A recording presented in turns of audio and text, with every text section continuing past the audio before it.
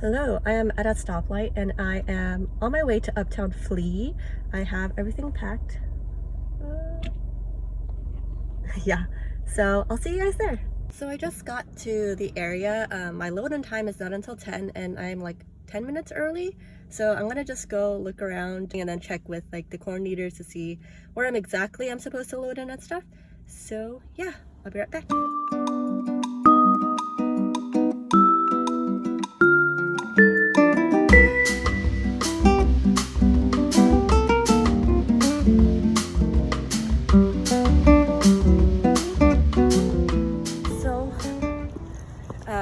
Because I switched from like a table and bench to a regular 6x4, I think they forgot to make that change when they were doing the boothing. So I was luckily at the end cap and I got like a few extra feet of space. So yay, I have a bigger display now. I can hold all my stuff and that'll be really good. Okay, I'm really tired and out of breath for setting up. See you later.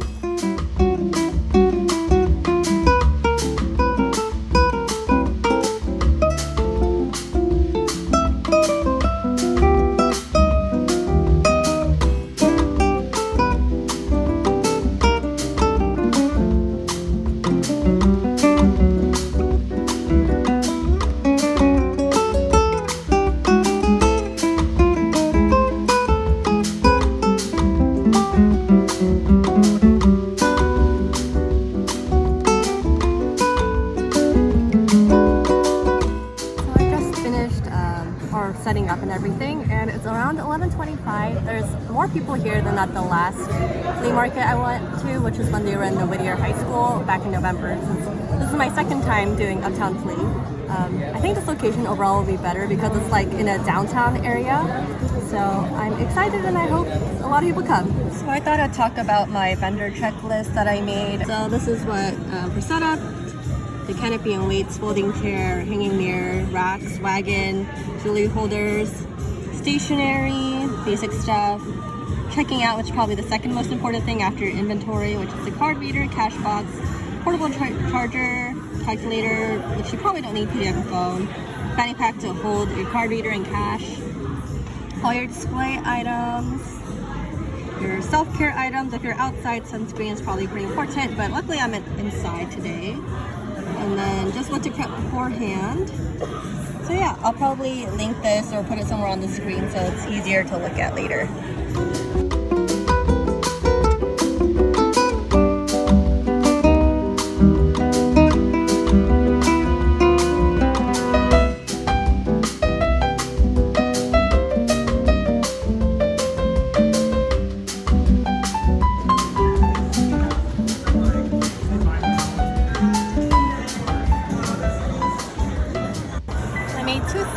So far, and it's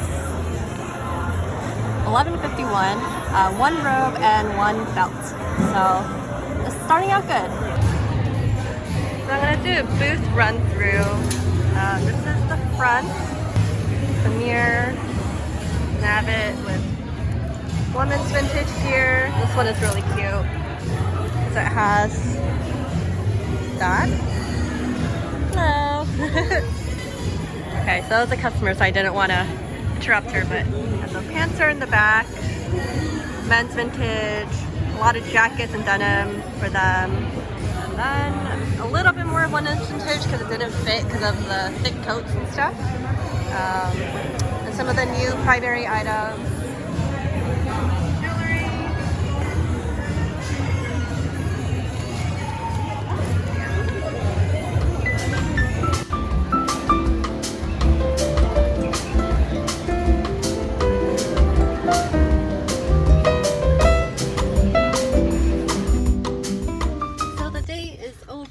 I am just bringing my car up to the loading area now. It got pretty busy near the end. Yeah, a lot of traffic. So I'll see you guys later. So I am heading out now. I finished packing up my car and everything, and it was not a bad show. I made back my booth fee, and like some of my other costs. Probably didn't make a profit yet, but I do think I put too much stuff on the racks, and I think the price point's a little bit higher than what people were expecting, because most of the items that sold were probably like $20 to $30, and I really wanted to sell my jackets, which are like 50 to 60, I think. But maybe like the weather is too like nice in California right now for people to buy jackets. So yeah, I think the coordinators did a really good job. It was a good show. It was fun. My friend and my sister came and visited, which was nice, and they helped me break down, which was good, because I would have been super tired if they didn't help out. But anyways, I'm on the way to meet my friend at Little Tokyo, and then yeah, so that's the end of today's vlog. So welcome to the sit down portion of today's video. It's been about 2 to 3 weeks since the Uptown Bazaar, so I had a little bit of time to reflect. This was my first time vending at Uptown Flea. Well, technically my second, but it was my first time as Primarie Studios. So one of the main differences between having it at the high school and having it indoors was the boothing situations. There was an outdoor and indoor setup. I don't think you were allowed to choose like if you were going to be outdoor or indoor. It just depended on like what type of space that you needed. So I think they had a 10x6 option, and they had a 4x6 table or a 4x6 with no table. So originally I did the 4x6 with a table because I thought it meant like it was a 4x6 space plus a table, so there was more room, but it turned out it was just like a table and bench that was that spot. So it's really good for like people who are selling stickers or jewelry or anything that needs like a table to be displayed. I was able to contact the organizers of Uptown Flea and get that changed to 4x6 just empty space. Even though I told them that, I think they probably forgot to rearrange the boothing situation, so they placed me at a table, but I was at an end cap, so I was able to talk with them and they get a little bit of that space in front of my booth.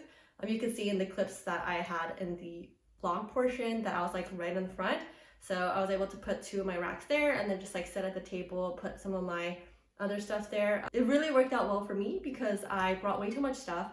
None of it would have fit in a 4x6 space. There was a lot more foot traffic in this area because the Whittier Brewing Company is part of the downtown area. There's more people passing by and likely to just shop when they're visiting downtown.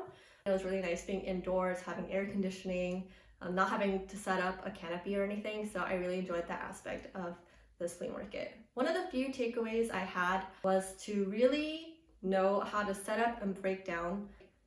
I didn't get a wagon. I just thought I could like hang my clothes on my rack and then wheel it over and then it would be okay.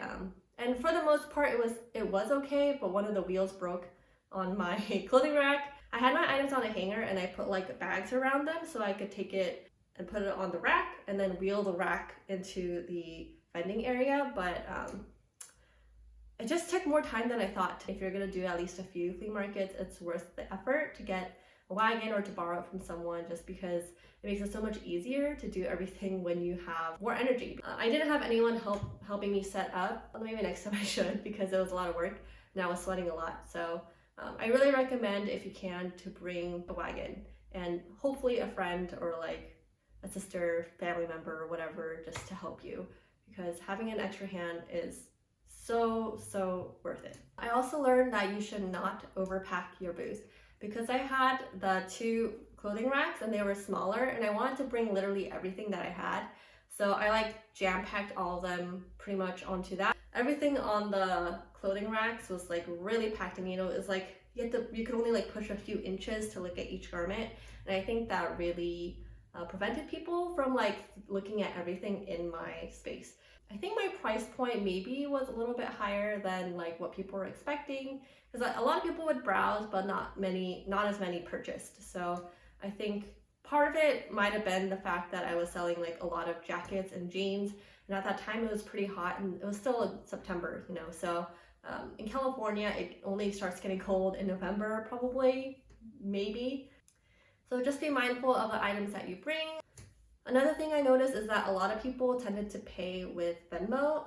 Let me check. I made a total of 9 sales, which doesn't sound like a lot, and it's not a lot, but I think because I was able to make back my booth fee and stuff, I was new and it was my first time. But from those 9 sales, 5 of them were from Venmo, and then 2 were cash sales, And then we had 2 that were credit card, which I used a square meter for. The total amount of money that I made was $225, and the booth fee was $70. The average order, so 225 divided by 9, would have been $25. So the average customer paid about $25. It turns out that the booth fee per item was about 31%, which is quite high. You know, I would ideally like it for it to be at the same level as like doing Poshmark or Depop or less. I think this means I probably need to sell, since I sold 10 items, I would probably need to sell about 30 to get it to the 10% booth fee mark.